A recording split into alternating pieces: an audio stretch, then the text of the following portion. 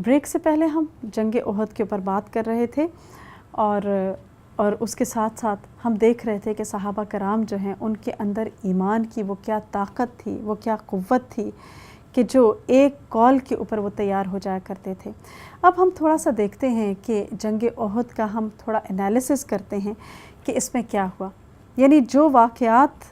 ہمیں ملتے ہیں اس میں جہاں مصیبتیں ہیں، تکلیفیں ہیں، غم ہیں، پریشانیاں ہیں، وہاں مسلمانوں کو کچھ فائدے بھی ہوئے، اور ایک بڑا فائدہ یہ تھا کہ کھرا اور کھوٹا الگ ہو گیا، یعنی جو مخلص مسلمان تھے وہ بالکل ایک الگ ہو گئے، اور جو منافقین تھے وہ بھی بالکل چھٹ کر سامنے آ گئے۔ اور جنگ احد سے پہلے جیسا کہ ہم نے پہلے بھی بات کی کہ عبداللہ بن ابی کا یہ طریقہ ہوا کرتا تھا کہ جب بھی آپ جمعے کی نماز کے خطبے کے لیے کھڑے ہوتے تو وہ فوراً کہتا کہ یہ اللہ کے رسول ہیں اور یہ بہت اہم ہے، یہ بہت عزت والے ہیں۔ تو اب یہ ہوا کہ جنگ احد کے بعد پھر جب آپ جمعہ کا خطبہ دینے کے لیے تشریف لائے منبر پر، تو عبداللہ بن ابی حسب معمول اٹھا اور کہنے لگا، لوگو سنو، یہ تمہارے صاحب ہیں اور یہ اللہ کے رسول ہیں۔ اس پر لوگوں نے اس کو بہت برا بھلا کہا اور کہا جو کچھ تم احد میں کر چکے ہو اس کے بعد تم کیسے ایسی باتیں کر رہے ہو؟ اور پھر اس بات پر اس کو بہت غصہ آیا اور وہ لوگوں کی گردنیں پھلانگتا ہوا مسجد سے باہر نکل گیا۔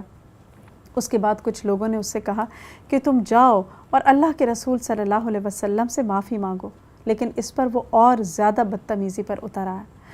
اور یہاں ہم دیکھتے ہیں کہ جنگ احد کے بعد منافقین کا نفاق کھل کر سامنے آ گیا۔ پھر ہم دیکھتے ہیں کہ جنگ احد میں آپ صلی اللہ علیہ وسلم خود بھی تیر چلا رہے تھے، اور چنانچہ ایک قتادہ بن نعمان رضی اللہ تعالیٰ عنہ کی روایت ہے، وہ کہتے ہیں کہ آپ نے اپنے کمان سے اتنے تیر چلائے کہ اس کا کنارہ ٹوٹ گیا، پھر آپ نے اس کمان کو قتادہ رضی اللہ تعالیٰ عنہ کو دے دیا اور وہ کمان پھر انہی کے پاس رہی۔ اور اس میں ایک روایت ہمیں ملتی ہے سنن ابی داؤد کی کہ جس میں آپ صلی اللہ علیہ وسلم نے فرمایا کہ 3 لوگ ایک تیر کے بدلے میں جنت میں داخل ہوں گے۔ ایک تیر بنانے والا جو ثواب کی نیت سے کہ امید رکھتے ہوئے اس تیر کو بناتا ہے، اور دوسرا اس تیر کو اللہ کے راستے میں چلانے والا، اور تیسرا اس تیر کو پکڑانے والا۔ تو یہ سب کے سب ایک تیر کی وجہ سے جنت میں داخل ہوں گے۔ بہرحال ہم دیکھتے ہیں کہ قتادہ رضی اللہ تعالیٰ عنہ جو ہیں وہ اللہ کے رسول صلی اللہ علیہ وسلم کو ڈیفینڈ کر رہے تھے اور پروٹیکٹ کر رہے تھے کہ ایسے میں ایک تیر ان کی آنکھ میں لگا اور ان کی آنکھ جو ہے وہ بالکل باہر آ گئی، چہرے پر لٹک آئی، جس پر اللہ کے رسول صلی اللہ علیہ وسلم نے اپنے ہاتھ مبارک سے اس کو اندر کیا اور اپنا ہاتھ اس پر پھیرا تو وہ بالکل ٹھیک ہو گئی، اور کہا جاتا ہے کہ اس کی روشنی جو ہے وہ پہلے سے بھی زیادہ بہترین ہو گئی۔ اس کے بعد ہم دیکھتے ہیں کہ جنگ احد میں کچھ اور بھی ایسے واقعات ہوئے کہ جس سے مسلمانوں کو مزید سکون ہوا۔ کہا جاتا ہے کہ شدید جنگ ہو رہی تھی، اور اتنے میں مسلمان کہتے ہیں کہ اتنی عجیب حالت تھی کہ خوف اور پریشانی میں شدت جنگ میں ہمارا برا حال تھا، لیکن اس کے ساتھ ساتھ ایک اونگ ہمارے اوپر طاری ہو رہی تھی۔ اور یہ اللہ سبحانہ وتعالیٰ کا ایک بہت بڑا احسان تھا مسلمانوں کے اوپر کہ وہ جو ایک ٹینشن میں تھے، ایک پریشر میں تھے، تو وہ فیلنگ آف ریلیکسیشن اس اونگ کی وجہ سے ان کو مل رہی تھی۔ ایک صحابی حضرت ابو طلحہ رضی اللہ تعالیٰ عنہ کہتے ہیں کہ میں بھی جنگ احد والے دن انہی لوگوں میں شامل تھا کہ جن کے اوپر یہ اونگ طاری ہو رہی تھی، اور میں بار بار تلوار کو پکڑتا اور بار بار وہ میرے ہاتھ سے چھٹتی، یعنی جنگ کے دوران یہ سب کچھ ہو رہا تھا۔ اور یہ بھی اللہ سبحانہ وتعالیٰ کی ایک بہت بڑی عنایت تھی مسلمانوں کے اوپر۔ اور آپ دیکھیے کہ مسلمانوں کی اگرچہ تعداد کم ہوتی ہے، اسلحہ کم ہوتا ہے، نفری کم ہوتی ہے، لیکن یہ تمام چیزیں مسلمانوں کے لیے کوئی اہمیت نہیں رکھتی، کوئی امپورٹنس نہیں رکھتی۔ اور اس کے ساتھ ساتھ ہم دیکھتے ہیں کہ انالیسز یہ بھی بہت زبردست تھا کہ جنگ احد میں جو مسلمانوں کا نقصان ہوا وہ 2 چیزوں کی وجہ سے ہوا۔ ایک تو اللہ کے رسول صلی اللہ علیہ وسلم کی بات نہ ماننا، آپ کی اطاعت نہ کرنا، اور دوسرا مال کی محبت۔ اور مال کی محبت کا نقصان جو ہے وہ یہ ہوا کہ مسلمانوں کے ہاتھ جیتی ہوئی جنگ جو ہے وہ ہار گئے، ایک میجر ریزن تھا، اور اوپر سے اتر آئے تھے مال غنیمت کو سمیٹنے کے لیے کہ ہم رہ نہ جائیں۔ تو اس وقت ابھی اصلاح باقی تھی، اس کے بعد مسلمانوں کی اصلاح ہوئی، اس غلطی کی وجہ سے ان کا تزکیہ نفس کیا گیا۔ اور آپ صلی اللہ علیہ وسلم نے بھی فرمایا تھا کہ میں اپنی امت میں سب سے زیادہ جس فتنے سے ڈرتا ہوں وہ مال کی محبت کا فتنہ ہے۔ یعنی یہ اتنا بڑا فتنہ ہے کہ بہت بڑی مصیبتوں میں امت کو ڈال سکتا ہے۔ اور آج آپ دیکھیے کہ امت مسلمہ کا زوال کا سبب یہی مال ہے، مال کی محبت ہے، اور دوسرا موت کا خوف ہے۔ آج آپ دیکھیں کہ کتنے لوگ ایسے ہیں، آج آپ دیکھیں کہ کس طرح پوری دنیا میں دنیا جو ہے وہ مٹیریلسٹک ورلڈ بن چکی ہے، اور اس میں آپ دیکھیں کہ کتنے لوگ ایسے ہیں کہ جو دوسروں کو حق ہی نہیں دیتے، دوسروں پر ظلم کرتے ہیں اور احساس ہی نہیں ہوتا۔ آپ دیکھیں اس میں یہ بھی چیز آ جاتی ہے کہ اگر آپ نے کسی کو ہائر کیا ہے کسی کام کے لیے، کسی بھی کام مزدوری کے لیے، اور آپ نے ڈیسائیڈ کیا کہ آپ اتنا دیں گے اس کو، اور جب وہ کام مکمل ہو جاتا ہے تو آپ کہتے ہیں کہ نہیں، بس تم نے کام درست نہیں کیا تھا اس لیے تمہیں آدھا ملے گا، اور وہ آدھا دے دیتا ہے انسان اور آدھا رکھ لیتا ہے۔ تو وہ جو آدھا رکھ لیتا ہے تو وہ اس کے اوپر ظلم نہیں ہے کہ جس کو نہیں دیا گیا، یہ اپنی ذات کے اوپر ظلم ہے، کیونکہ قیامت کے دن وہی شخص آ کر آپ کی نیکیوں میں سے اپنا وہ سارا حصہ وصول کر لے گا۔ تو اس وجہ سے بہت محتاط ہونے کی ضرورت ہے۔ پھر آپ دیکھیے کہ جو ایک بہت بڑی چیز ہمارے معاشرے میں جو بہت کامن ہے وہ ہے وراثت کا جو کی تقسیم جو ہے، یہ علم الفرائض میں سے ہے، اور اس کا دھیان نہیں کیا جاتا۔ اگر یتیم ہیں، چھوٹے بچے ہیں، ان کا حق دبا لیا جاتا ہے، خواتین ہیں، عورتیں ہیں، بہنیں ہیں، ان کا حق نہیں دیا جاتا ان کو۔ اور اس میں ہمیں ایک روایت ملتی ہے کہ اگر ایک شخص بہت زیادہ نیک ہے اور بہت پارسا ہے، تہجد گزار ہے، لیکن اگر وہ آخر میں غلط وصیت کر لیتا ہے، یعنی حقداروں کو ان کے حق سے محروم کر دیتا ہے، تو وہ اوندھے منہ جہنم میں ڈالا جائے گا۔ اتنی بڑی بات۔ اور اس کے بعد اگر وہ شخص صحیح وصیت کرتا ہے اور بعد میں جو ہیں اس خاندان کے لوگ وہ یہ کر لیتے ہیں کہ کسی کو دے دیتے ہیں اور کسی کو نہیں دیتے، لوگوں کو ان کے حق سے اور ان کے حصے سے محروم کر دیتے ہیں، تو یہ بھی بہت ڈرنے والی بات ہے، کیونکہ ایک بہت کلیئر حدیث ہمیں ملتی ہے کہ جس نے کسی کی ایک بالش زمین بھی ہتھیا لی ظلم کے ساتھ، ایک بالش کتنا ہوتا ہے؟ اتنا۔ تو ایک بالش زمین اگر کسی نے کسی کی ہتھیا لی ظلم کے ساتھ، تو قیامت کے دن 7 زمینوں کا طوق اس کے گلے میں ہوگا۔ اور یہ 7 زمینیں عام نہیں ہیں، یہ پوری ارتھ کی بات ہو رہی ہے، پلانٹ ارتھ کی، وہ پورا کا پورا اس کے گردن میں ڈال دیا جائے گا۔ تو کسی کے اندر اتنی ہمت ہے کہ وہ اتنا بڑا بوجھ برداشت کر سکے؟ لہٰذا ہمیں آج اپنی اصلاح کرنی ہے اور اپنے معاملات کو آج درست کرنے کی ضرورت ہے، کیونکہ ایک مسلمان وہ ہوتا ہے کہ نہ صرف یہ کہ وہ اللہ کا حق دیتا ہے، بلکہ اس کے ساتھ ساتھ اس کا اخلاق، اس کا کردار اور اس کے معاملات جو ہیں وہ بالکل کھرے ہوتے ہیں، بالکل فیئر ہوتے ہیں، اس میں کوئی کسی قسم کی ایسی چیز نہیں ہوتی کہ جو اس کے لیے اس دنیا یا آخرت میں نقصان کا سبب بنے۔ اس لیے دعا بھی کرتے رہنا چاہیے کہ اللہ سبحانہ وتعالی نہ تو ہمارے اوپر کوئی ظلم کرے، ہمیں دوسروں کے ظلم سے بچانا، اور اس کے ساتھ ساتھ ہماری ذات سے بھی کسی کے اوپر ظلم نہ ہو جائے، اس کی بھی دعا کرتے رہنا چاہیے۔ بہرحال تو ہم دیکھتے ہیں کہ آپ نے امت کے مال کو جو ہے وہ امت کا ایک بہت بڑا فتنہ قرار دیا تھا، اور دوسری طرف ہم دیکھتے ہیں کہ ایک عورت کا رول بھی ہمارے نظر آتا ہے ہمیں کہ خواتین جو تھیں، صحابیات جو تھیں، وہ انہوں نے جنگ میں کوکنگ ڈپارٹمنٹ بھی سنبھالا ہوا تھا اور نرسنگ ڈپارٹمنٹ کو بھی دیکھ رہی تھیں، اور بعد میں خلفائے راشدین کے ادوار میں بھی خواتین کا یہ رول رہا۔ ایون آٹومن امپائر جو تھی اس تک میں ہم دیکھ سکتے ہیں کہ خواتین جو ہیں اس طرح سے سپورٹ کیا کرتی تھیں۔ پھر جو سب سے بہترین چیز ہمیں نظر آتی ہے وہ یہ ہے کہ مسلمانوں کے مورلز جو تھے وہ جنگ کے موقع پر بھی کتنے بہترین تھے۔ آج جتنے بھی لوگ ہیں جو اخلاق کی بات کرتے ہیں اور ہیومینٹی کے نام کے اوپر جتنے بھی سلوگنز کوئی لگا لے، لیکن ہمیں وہ ایگزامپلز اور وہ مورلز نہیں مل سکتے کہ جو مسلمانوں نے بیٹل فیلڈ میں ایک طرح سے سیٹ کر دیے تھے، کہ ابو دجانہ رضی اللہ تعالی عنہ جو ہیں ان کی تلوار اٹھی ہوئی تھی، لیکن جب پتہ چلا کہ عورت ہے تو فوراً وہ نیچے کر دی۔ تو ہمارا اسلام ہمیں یہی ساری چیزیں سکھاتا ہے، اور لیکن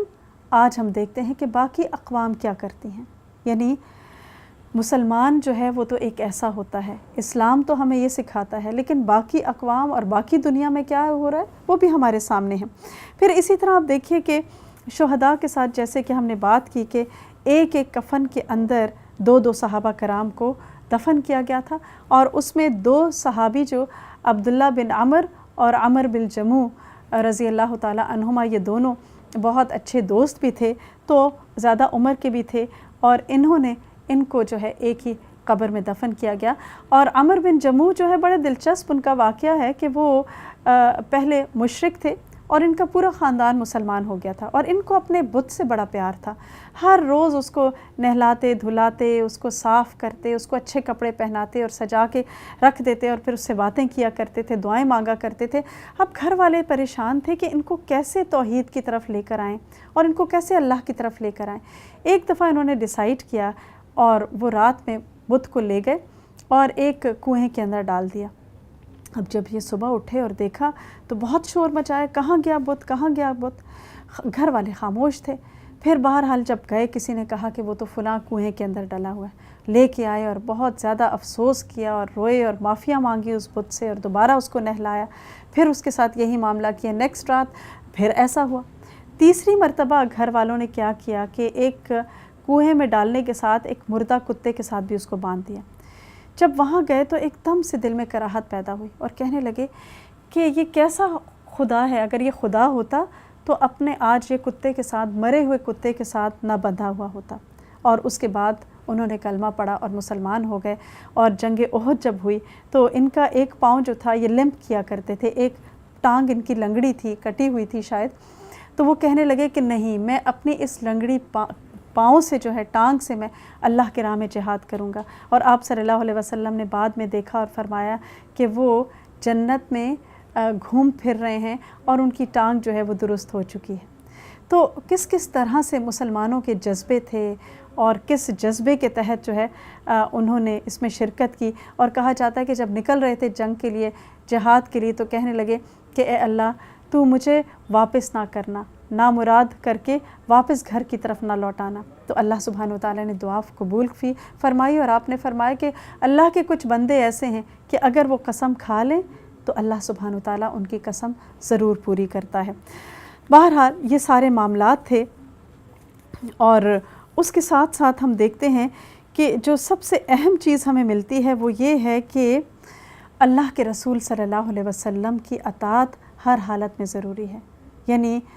آج اگرچہ آپ موجود نہیں، لیکن آپ کی تعلیمات ہمارے پاس موجود ہیں، اور آپ صلی اللہ علیہ وسلم نے جو بھی اس میں حکم دیا وہ سب اللہ سبحانہ وتعالیٰ کی طرف سے تھا۔ یعنی قرآن کی تائید جو ہے وہ حدیث کرتی ہے، لہٰذا ان تمام چیزوں کو ماننا ہمارے لیے فائدے مند ہے، اور اسی میں ہمارے لیے بھلائی ہے، دنیا کی بھی اور آخرت کی بھی۔ پھر ہم دیکھتے ہیں کہ حمراء الاسد تک جب آپ گئے تھے اور اس کے بعد وہ لوگ نہیں آئے کفار، تو آپ وہاں چند دن قیام کر کے واپس آ گئے، اور ادھر احد کے بعد مختلف قبائل نے دوبارہ سر اٹھانا شروع کر دیا، کیونکہ ان کا خیال تھا کہ مسلمان جو ہیں وہ ایک طرح سے مالی اعتبار سے بھی ان کو شکست ہوئی ہے، ان کا نقصان ہو چکا ہے، اور روحانی اعتبار سے بھی ان کو ٹھیس پہنچی ہے، تو بہت اچھا موقع ہے کہ ان کے اوپر حملہ کر کے ان کو ختم کر دیا جائے۔ اور ارد گرد کے قبائل کی ہمت بڑھانے میں یہود اور قریش کا بھی ایک بہت بڑا ہاتھ تھا۔ احد کے بعد محرم کے مہینے میں 4 ہجری کو آپ صلی اللہ علیہ وسلم کو خبر ملی کہ خالد بن سفیان جو ہے وہ مسلمانوں پر حملہ کرنے کے لیے فوج تیار کر رہا ہے۔ تو آپ نے عبداللہ بن انیس رضی اللہ تعالیٰ عنہ کو اس کے پیچھے بھیجا، اور وہ وہاں پہنچے اور بہت حکمت کے ساتھ اس کو اپنی فوج سے الگ لے گئے، اور کہنے لگے مجھے تم سے بہت ضروری بات کرنی ہے آپ صلی اللہ علیہ وسلم کے حوالے سے۔ وہ بہت خوش ہوا، اور اس نے سر جب اپنا آگے کیا تو انہوں نے وہیں پر اس کو ڈھیر کر دیا، اور تیزی کے ساتھ مدینہ منورہ واپس آ گئے۔ آپ صلی اللہ علیہ وسلم ان کی جرت کے اوپر بہت خوش ہوئے، اور اپنا عصا مبارک ان کو عطا فرمایا، اور فرمایا کہ قیامت کے دن یہ میرے اور تمہارے درمیان ایک نشانی ہوگا۔ اور انہوں نے یہی وجہ ہے کہ مرتے وقت وصیت کی تھی کہ قبر میں ان کے ساتھ وہ عصا مبارک جو ہے اس کو بھی دفن کر دیا جائے۔ آپ صلی اللہ علیہ وسلم کا ایک تبرک تھا۔ ادھر ہم دیکھتے ہیں کہ اللہ سبحانہ و تعالیٰ نے مسلمانوں کو حمراء الاسد میں جو خوشی دی اور خالد بن سفیان کے قتل کا جو تھا اس سے مسلمانوں کو ایک طرح سے نجات ملی، تو دوسری طرف دو ایسے واقعات پیش آئے جو بہت ہی تکلیف دہ تھے، اور اس میں ایک تو واقعہ رجیع تھا اور دوسرا بئر معونہ کا بہت المناک واقعہ تھا۔ اور ہم دیکھتے ہیں کہ یہ صفر 4 ہجری کو پیش آیا تھا، جب کہ اسلام کی خبر چاروں طرف پھیل چکی تھی، تو ازل اور قارہ کے کچھ لوگ آپ صلی اللہ علیہ وسلم کے پاس آئے اور آپ سے کہنے لگے کہ ہمارے پاس آپ کچھ لوگوں کو روانہ کریں تاکہ وہ ہمیں دین کی تعلیم دیں، یعنی انہیں انٹرسٹ شو کیا کہ ہم دین سیکھنا چاہتے ہیں۔ تو آپ صلی اللہ علیہ وسلم نے 6 یا 10 کے قریب صحابہ کرام کو روانہ کیا اور ان کے اوپر عاصم بن عمر بن خطاب رضی اللہ تعالیٰ عنہ کے نانا عاصم بن ثابت رضی اللہ تعالیٰ عنہ کو اس لشکر کا امیر بنا کر بھیجا،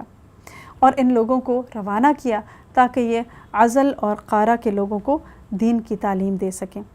لیکن ان لوگوں نے کیا کیا کہ راستے میں ان تمام مسلمانوں کو دھوکہ دیا اور دھوکے سے ان تمام صحابہ کرام کو شہید کر دیا۔ صحابہ کرام نے اپنے آپ کو بچانے کے لیے ٹیلے کے اوپر پناہ لی، لیکن ان لوگوں نے ان کی کوئی بھی بات نہ سنی، کچھ کو تو قتل کر دیا، اور 2-3 جو اوپر رہ گئے تھے ان سے کہا کہ تم واپس آ جاؤ، نیچے آ جاؤ، ہم تمہیں کچھ نہیں کہیں گے۔ لیکن جب نیچے آئے تو انہوں نے گھیر لیا، اور اسی کوشش میں ہم دیکھتے ہیں کہ 2 کو مزید انہوں نے قتل کر دیا، اور اس میں خبیب بن عدی رضی اللہ تعالیٰ عنہ جو تھے ان کو قید کر لیا انہوں نے، اور پھر مکہ بھجوا دیا، کیونکہ مکے والوں نے ان کو قتل کرنے کا عہد کیا ہوا تھا، کیونکہ جنگ بدر میں ان کے بڑے بڑے سرداروں کو انہوں نے مار دیا تھا۔ تو خبیب رضی اللہ تعالیٰ عنہ جو ہے وہ کچھ عرصے تک ان کی قید میں رہے قریش کی۔ اور بڑی انٹرسٹنگ بات ہے کہ ایک وہ خاتون جن کی قید میں یہ موجود تھے خبیب بن عدی رضی اللہ تعالیٰ عنہ، تو وہ خود سناتی ہیں کہ میں نے خود دیکھا کہ ایک مرتبہ انگور کا اتنا بڑا گچھا ان کے پاس موجود تھا جتنا بڑا سر ہوتا ہے، یعنی اتنے بڑے گچھا سائز کا تھا انگور۔ اور وہ خود سناتی ہیں کہ حال یہ تھا ان دنوں مدینہ مکہ میں کہ انگور تو چھوڑیں، کھجور بھی دستیاب نہیں تھی، یعنی کچھ بھی نہیں تھا مکہ میں، اور ایسے میں ان کے پاس ایک بالکل فریش فروٹ نظر آتا ہے۔ تو پھر وہ کہتی ہیں کہ ایک دن قریش نے یہ فیصلہ کر لیا کہ ان کو سولی پر چڑھایا جائے گا، تو انہوں نے بہت اطمینان کے ساتھ مجھ سے کہا کہ کوئی استرا مجھے دے دو، یعنی نہانے سے پہلے میں ہر طرح کے بال جو ہیں اس سے خود کو صاف کرنا چاہتا ہوں۔ ایک حدیث میں مسلم کی روایت میں ہمیں ملتی ہے نا کہ 5 چیزیں فطرت میں سے ہیں، یعنی فطرت ہے، اس کو کرنا ہی کرنا ہے۔ نمبر 1 ختنہ کرنا، نمبر 2 زیر ناف بال صاف کرنا، نمبر 3 ناخن کاٹنا، نمبر 4 بغل کے بال صاف کرنا، اور نمبر 5 مونچھیں کتروانا۔ یعنی بعض لوگ آپ دیکھیں کہ بچوں کے ختنوں میں دیر کروا دیتے ہیں، اور اس کی وجہ سے پھر بعض دفعہ بیماریاں ہوتی ہیں اور جرمز بھی ہوتے ہیں، اور آج تو نان مسلمز بھی ریسرچ سے انہوں نے یہ بات معلوم کر لی ہے۔ تو یہ ساری چیزیں جو ہیں وہ فطرت میں ہیں۔ تو بہرحال انہوں نے استرا مانگا، اور کہتی ہیں کہ میں نے اپنے بیٹے کے ہاتھ استرا انہیں بھجوا دیا۔ اب جب وہ بیٹا استرا لے کے گیا تو مجھے خیال آیا کہ یہ میں نے کیا کیا، ایک دشمن کے پاس اپنے بیٹے کے ہاتھ استرا بھیج دیا، اور کیا خبر وہ انہیں قتل ہی کر دے۔ تو جب وہ پہنچی ان کے پاس، تو خبیب رضی اللہ تعالیٰ عنہ نے ان کو بہت تسلی دی اور اس بچے کو بہت پیار کیا، اور وہ خود کہتی ہیں کہ وہ بہت ہی عظیم انسان تھے اور بہت بلند اخلاق اور کردار کے مالک تھے، اور جب سے میں نے ان کے پاس وہ انگور دیکھے تھے تب سے میرے دل میں ان کی عزت اور زیادہ بڑھ گئی تھی کہ یہ کوئی بہت اسپیشل قسم کی کوئی ہستی ہیں، اللہ کے بہت قریب ہیں۔ بہرحال کہا جاتا ہے کہ ان کو سولی دینے کے لیے لایا گیا، تو انہوں نے باہر آ کر کہا کہ بس مجھے اتنی دیر کی مہلت دے دو کہ میں 2 رکعت نماز پڑھ لوں۔ اور جب ان کو مہلت ملی تو انہوں نے انتہائی اطمینان کے ساتھ 2 رکعت نماز ادا کی، اور دیکھنے والے کہہ رہے تھے کہ اتنی خوبصورت تھی ان کی وہ 2 رکعتیں۔ اور پھر اس کے بعد جب سلام پھیرا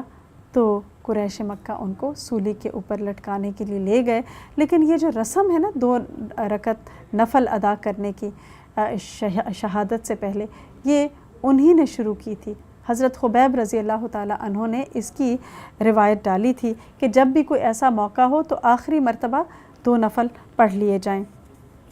کہا جاتا ہے کہ سولی پر لٹکانے سے پہلے ابو سفیان ان سے کہنے لگا کہ کیا تم اس بات کو پسند کرتے ہو کہ تمہاری جگہ محمد صلی اللہ علیہ وسلم ہوتے اور تم بہت آرام کے ساتھ اپنے اہل و عیال کے درمیان بیٹھے ہوئے ہوتے؟ آخری وقت ہے، لیکن آپ دیکھیے کہ وہ کیا کہتے ہیں نہیں، مجھے بالکل بھی یہ گوارا نہیں کہ میں آرام سے اپنے اہل و عیال میں رہوں اور اس کے بدلے میں محمد صلی اللہ علیہ وسلم کو جہاں آپ ہیں وہاں رہتے ہوئے ایک کانٹا بھی چبھ جائے۔ یعنی مجھے تو آپ کے اوپر ایک کانٹا چبھنے کی تکلیف بھی برداشت نہیں ہے، وہ بھی میں گوارا نہیں کرتا۔ تو کہا یہ کہ آپ کو میری جگہ یہاں رکھا جاتا اور میں اپنے گھر والوں میں آرام سے ہوتا۔ اس کے بعد ہم دیکھتے ہیں کہ مشرکین نے ان کو سولی پر چڑھا دیا اور اللہ سبحانہ وتعالیٰ نے ان کے جسم کی حفاظت کی، اور رات کو ایک صحابی جو ہیں وہ آ کر ان کو کفار کو جھانسا دے کر آپ کا جسد مبارک لے کر آ گئے، ورنہ وہ اگر ان کے پاس رہتا تو وہ اس کی بے حرمتی کرتے۔ تو یہ تھا رجیع کا واقعہ۔ اسی مہینے میں ہم دیکھتے ہیں کہ یعنی سفر ہی کے مہینے میں بئر معونہ کے کا بھی المناک واقعہ پیش آیا۔ بات یہ تھی کہ عامر بن مالک آپ کے پاس آیا اور کہنے لگا کہ ابھی تو میں اسلام قبول نہیں کرتا، لیکن اگر آپ میرے ساتھ کچھ صحابہ کو نجد کی طرف بھیج دیں تو مجھے امید ہے کہ وہ آپ کی دعوت کے اوپر اسلام کو قبول کر لیں گے۔ آپ نے فرمایا کہ مجھے اپنے صحابہ کرام سے متعلق نجد والوں سے خطرہ ہے، یعنی میں فیل نہیں کرتا کہ وہ سیف ہوں گے وہاں پہ۔ آپ کو فکر تھی کہ نجد والے جو ہیں کہیں دھوکہ نہ دے دیں، لیکن اس شخص نے پوری طرح سے یقین دلایا کہ آپ بے فکر ہو جائیے، یہ سب میری حفاظت میں ہوں گے۔ لہٰذا آپ صلی اللہ علیہ وسلم نے 70 کے قریب قراء کو، جو حفاظ بھی تھے، حافظ قرآن تھے، اور جن کا حال یہ تھا کہ وہ دن میں تھوڑی دیر کے لیے جاتے تھے، لکڑیاں کاٹتے تھے، اہل صفہ کے لیے کھانے کا انتظام کرتے تھے، اور سارا دن قرآن کو پڑھتے پڑھاتے رہتے تھے، اور جب رات ہوتی تھی تو اللہ کے رسول صلی اللہ علیہ وسلم کے ساتھ اللہ کی عبادت میں، مناجات میں، دعاؤں میں، اور یعنی اللہ کے حضور کھڑے ہو جایا کرتے تھے۔ تو یہ لوگ جو تھے ان کو آپ صلی اللہ علیہ وسلم نے بھیجا، اور کہا جاتا ہے کہ یہ معونہ کے جب کنویں کے پاس پہنچے تو ارد گرد کے جو قبائل تھے، بنو سلیم کے لوگوں میں سے 3 قبائل تھے، رعل، ذکوان اور اسیہ، انہوں نے ان پر حملہ کر دیا، اور اس لڑائی میں تمام صحابہ کرام شہید ہو گئے سوائے ایک صحابی کے جو شدید زخمی تھے، اور وہ بھی ایسے، ان کا نام کعب بن زید رضی اللہ تعالیٰ عنہ تھا، اور کہا جاتا ہے وہ بھی بیچ میں تھے، چونکہ لیٹے ہوئے تھے، لہٰذا وہ سمجھے کہ یہ بھی ختم ہو گئے ہیں، اور اس وجہ سے انہوں نے ان کو چھوڑ دیا۔ اسی دوران قریب میں 2 صحابی تھے، عمر بن امیہ اور منذر بن عقبہ، یہ دونوں اونٹ وغیرہ چرا رہے تھے، تو انہوں نے دیکھا کہ پرندوں اور چیلوں اور چڑیاں جو ہیں وہ ایک طرف ایک علاقے میں بہت گھوم رہی ہیں اوپر، تو انہوں نے سوچا کہ جا کے دیکھتے ہیں کہ کیا ماجرا ہے اور کیا ہوا ہے۔ جب وہاں دیکھا تو مسلمانوں کی لاشیں پڑی ہوئی تھیں، ایسے میں کفار ابھی موجود تھے، تو منذر رضی اللہ تعالیٰ عنہ تو ان کے ساتھ لڑتے لڑتے شہید ہو گئے اپنے باقی ساتھیوں کے ساتھ، اور اس میں جو عمر بن امیہ تھے ان کو انہوں نے قید کر لیا، کیونکہ جب ان کو پتہ چلا کہ یہ قبیلہ مضر سے ان کا تعلق ہے تو انہوں نے ان کو نہیں مارا، کیونکہ ان میں سے کسی ایک کی والدہ نے نظر مانی ہوئی تھی کہ وہ قبیلہ مضر کے کسی ایک غلام کو آزاد کریں گی، تو انہوں نے انہیں بھیج دیا مکہ، اور یوں جو نظر جو ہے اپنی وہ پوری کر لی۔ ادھر وہ صحابی جو تھے عمر بن امیہ، وہ کسی طرح سے مدینہ پہنچے اور آپ صلی اللہ علیہ وسلم کو سارے حالات سے خبر دی۔ تمام صحابہ کرام کا غم سے برا حال تھا، اور وہ نڈھال تھے کہ ایک ایٹ اے ٹائم، یک کے بعد دیگرے، پے در پے 2 واقعات ایسے ہوئے کہ جن میں مخلص مسلمانوں کو دھوکہ دے کر مارا گیا، اور آپ صلی اللہ علیہ وسلم کو بھی ان واقعات کا اتنا شدید صدمہ تھا کہ بیان نہیں کیا جا سکتا، اور آپ صلی اللہ علیہ وسلم ان کی شہادت کے اوپر اتنا روئے کہ آپ کے آنسو نہیں تھمتے تھے۔ یہی وجہ ہے کہ پھر نمازوں میں آپ رو رو کر ان کافروں کے حق میں بد دعا کیا کرتے تھے جنہوں نے ان مظلوم صحابہ کرام کو شہید کر ڈالا تھا۔ ادھر عمر بن امیہ جب واپس آئے تو راستے میں ایک درخت کے نیچے انہی قبیلے کے 2 آدمی جو لیٹے ہوئے تھے، اور ان کا دل تو ویسے ہی دکھا ہوا تھا اپنے ساتھیوں کی وجہ سے، تو انہوں نے ان دونوں اپنے ساتھیوں کا بدلہ لینے کے لیے ان دونوں کو قتل کر دیا۔ اور آپ صلی اللہ علیہ وسلم کے پاس جب پہنچے تو آپ نے اس بات کو ناپسند کیا، اس لیے کیونکہ وہ امن کا پروانہ لے کر آپ سے آگے چلے تھے۔ بہرحال آپ نے ان دونوں کی دیت ادا کرنے کا فیصلہ کیا، اور یہود بنو قریظہ کیونکہ مدینہ میں تھے اور معاہدے کی روح کی وجہ سے، معاہدے کے روح کے اکارڈنگلی ان کو بھی دیت میں اپنا حصہ ڈالنا تھا، لہٰذا کیونکہ یہ قتل خطا تھا، اور جیسا کہ آپ جانتے ہیں کہ بنو قریظہ جو ہے یہ بھی یہود ہی کا ایک قبیلہ تھا، اور مسلمانوں سے انتہائی ناراض تھے اور سازشیں کرتے رہتے تھے۔ البتہ بنو قینقاع کو جلا وطن کر دیا گیا تھا، اور کعب بن اشرف کا جو قتل تھا اس کی وجہ سے کچھ عرصے تک یہ بالکل خاموش ہو گئے تھے، لیکن ان کے دل میں جو عداوت تھی، جو نفرت تھی، وہ روز اول سے موجود تھی۔ اور اس کے بعد ہم دیکھتے ہیں کہ باقی کے واقعات کیا ہوتا ہے، اور یہ کس طرح ان کی سازشیں باقی رہتی ہیں، اور آپ صلی اللہ علیہ وسلم ان کے ساتھ کیا طرز عمل اختیار کرتے ہیں،